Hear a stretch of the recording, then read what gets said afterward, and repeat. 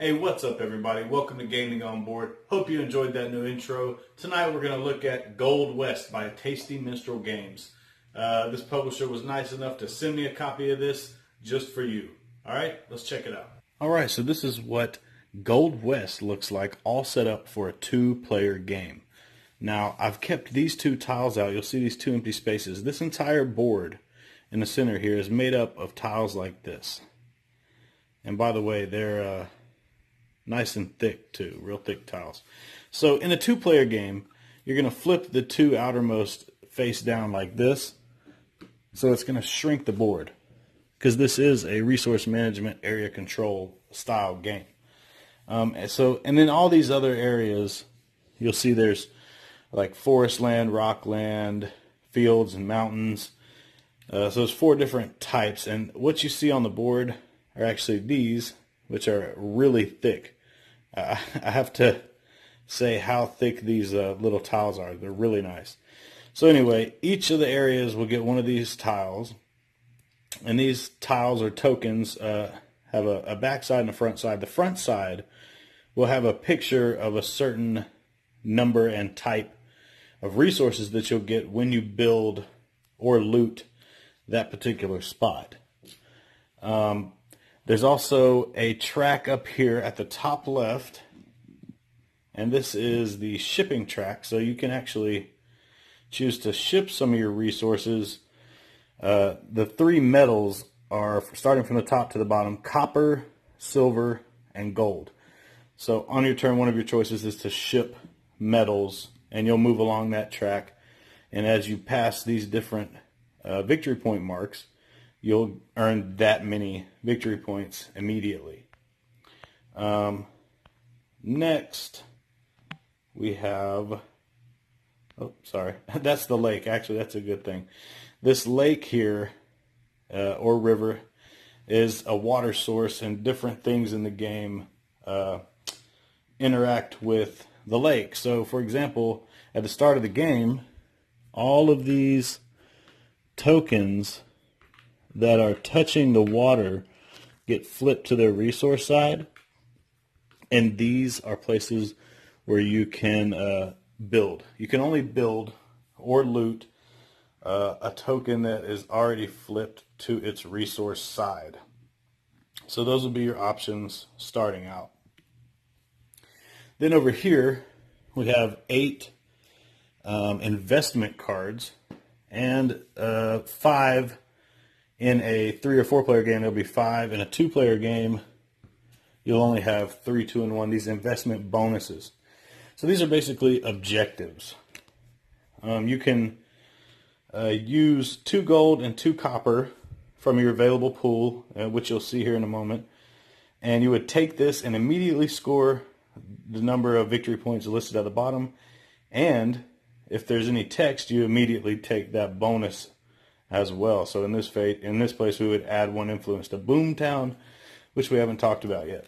So there's 8 different objectives, different victory point levels, and resource requirements and bonuses. And there is a nice big deck of these, so they're most likely going to be different every game. And the back looks like a cool little certified bill of investment with a seal and everything. Pretty cool. Next up, over here is Boomtown. So I haven't populated Boomtown yet because I wanted to show you how that's done. So there's all these Boomtown tiles, and you just shuffle them up, and you'll pick 4 of these at random. So again, every game is going to be different. And these are basically end-game bonuses that you can claim throughout the game. So you've got 1 VP for a building at the edge of the map, 3 VP for every 2 influence in Boomtown. Let me see here. 1 VP for mining token and strongest terrain. I'll get to that on the player boards. And 2 VP per investment to fulfill. And the investments are pretty rough. So you'll place these however you want so that it'll fit in this little area, and you're always going to have an empty spot because this 4 victory point token will go there. So that's how you set up Boomtown. That's one thing you can do with metals, in addition to shipping, which I've already showed you. And then we've got the in-game scoring. So this is basically whoever has the most influence in this terrain gets 8, second most is 4, first most, second most, and so on in each of the 4 terrains. So you'll see that the brown terrain is much more valuable than the gray, the yellow, or the green. So basically everything down here on the board is going to be in-game scoring. You know, wanted is also when you can't build a building because you don't have the resources. You basically loot a plot of land and put your camp here, and you become wanted and you lose a victory point. And then at the end of the game, whoever has the most camps or buildings in a wanted area will lose a victory point per building there. And then whoever has the second most there will lose a point for every 2 buildings there. So you want to have those resources to build those buildings, or you're going to end up losing points at the end of the game. All right, so that's everything you can do on the map. Let's talk about how you can actually do it. Each player will have a player board. Looks just like this. And there's quite a few things here on this player board. See if I can get rid of some of this glare for you. Not going to happen. All right, so each player, you'll determine the first player at random, however you want to do it. And then the other players go in clockwise order. So if you're the first player, you'll take this, and it tells you your starting resources. So in slot 0, you'll have a green, which is wood. And in slot 1, you'll have a copper and a stone. So black and red, copper and a stone, in slot number 1. And that's it. Second player will take this one. Those are their starting resources, 3rd and 4th. So basically, the later you go, the more stuff you're going to have to start with. And then on the other side of this, when you eventually do pass 100 points, you can just flip this over, set it next to your board so you know you're at 100 plus whatever's on the board. And trust me, you will pass 100 points at the end of the game. All right, so this is your resource supply track. And this is a really neat little mechanism they've done here. And on your turn, you'll do exactly what's listed here at the bottom. So it says first you'll activate your supply track. And what that means is you'll choose one of the slots, you'll remove everything from that slot, and you're trying to get it up here to your available area. So for each spot you pass over, you have to leave a resource. And then whatever you're left over with when you get up here is what you can actually use. So I would drop this copper here to move that stone up there to the top. And then the second part of your turn is use metals. This is my available resource pool. So I don't have any metals. All I have is stone. And then the third part of your turn is build or loot. So to build, you can use either the green wood or the black stone to build one camp. Or you can use a wood and a stone, and you take one of your influence tokens. These discs are influence, these are camps or buildings, and you'll put one of your buildings on top of your influence token and then place it on the board, and that's considered a settlement. And that matters with different in-game scoring as well as when you place it on the board. So let's go up to the board and let's see what's available. So like I said, anything that has the resource side showing, that's where you can build. So in this case, I didn't have a wood. I only had this stone available after activating my supply track. So I'll just take one of my buildings, return this to the general supply, and then let's just be greedy and get a bunch of gold. So we put our building where we took the token from, and now this token says 3 gold. let's go back down to the player board so I can show you what we're going to do here. All right, so first off, let's get our 3 gold. There we go. And these are really nice components too. I like this gold paint. It actually shimmers a little bit. All right, so now we get to choose which bin in the supply track we want to place it. And there's, because of the way I described how you would move stuff, if we put these 3 gold here and then in the future we wanted to get to them, we'd have to, take them off during our activate supply track. Leave one here, leave one here, leave one here. Then we have nothing to work with. So, and also wherever you decide to place them, you have to place them all in one bin, and you gain victory points equal to the number printed on that bin. So if I put all of them in bin 2, I would gain 2 victory points, and then in the future I could drop one here, and then put it up there. And it's also important to note that, let's just say my resources were like this. Even though there's already something in bin 2, I can still put all these in bin 2, score 2 victory points, and then that would be the end of my turn, because once you've either built or looted, that's the end of your turn. So let's go back up to the board, and I'll show you the victory point track. So everybody's going to have one of their little miners there. If you haven't figured out, the theme of this game is you're a gold miner trying to build your mining empire.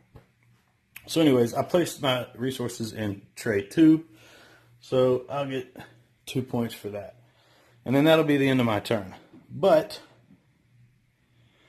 we have one thing left to do. This token that we took off the board, because we placed a building on there to remove it, we'll place this on our influence track. It's control or influence, something like that. This is basically how much of these land types you control. So, and that matters at the end of the game. Whoever has the most control over each of these 4 gains victory points based on what I showed you there on the board right here. So anyways, if we had used a wood and a stone and built a settlement on there on the map, instead of placing this on the first spot, we would skip a spot. And even if it was later in the game, if I built another settlement on a yellow land type, I would skip a spot again.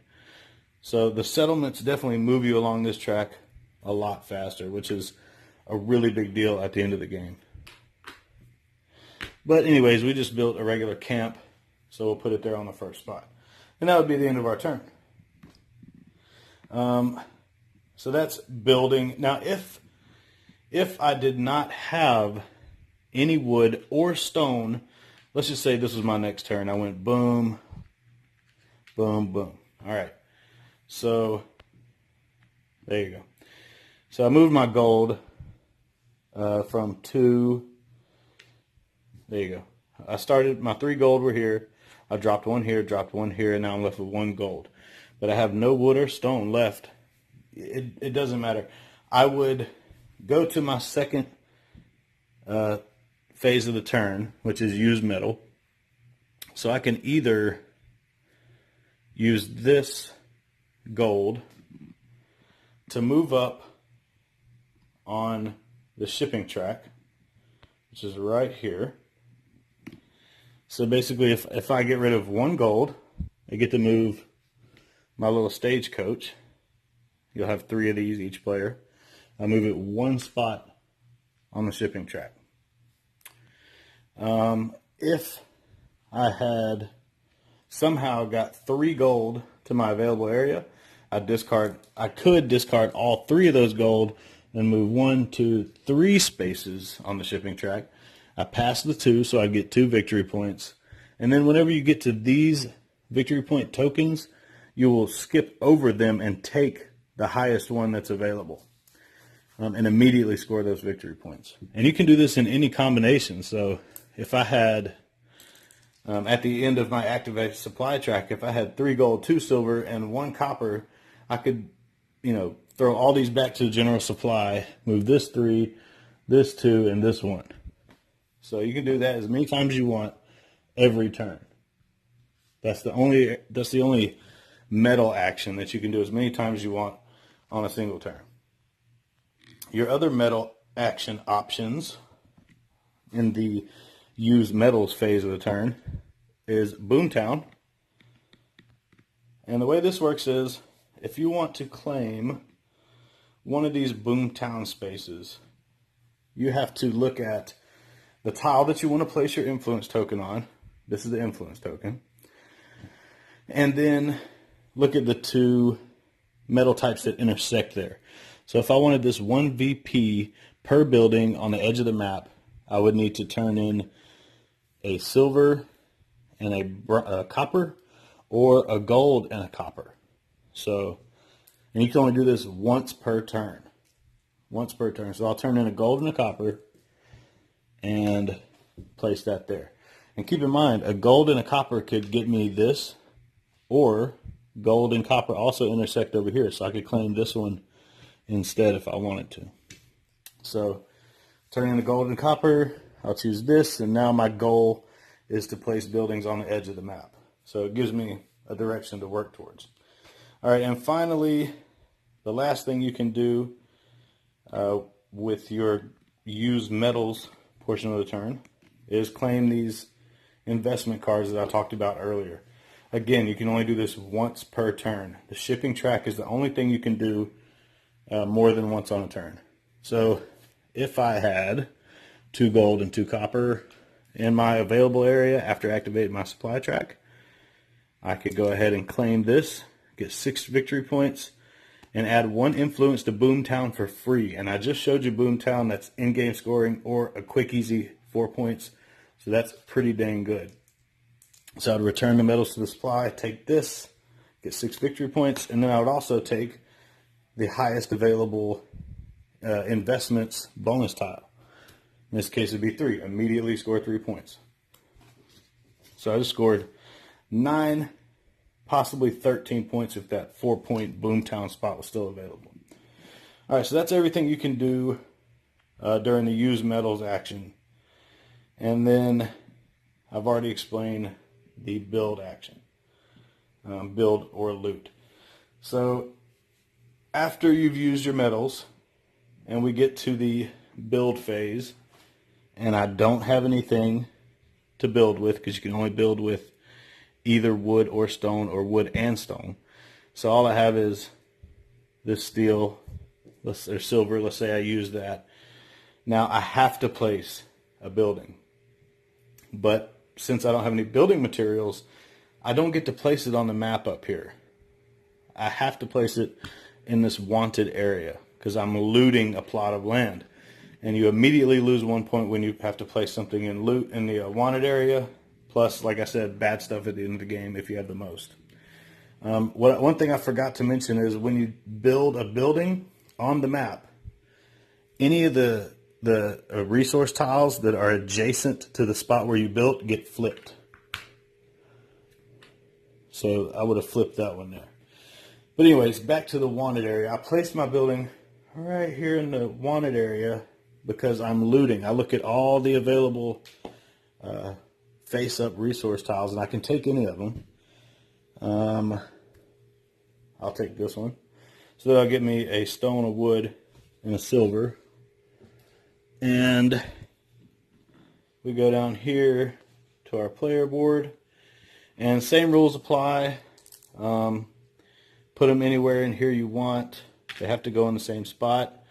You still score the victory points, but this token is removed from the game. You don't get to add it to your control line there. So this is gone, out of the game.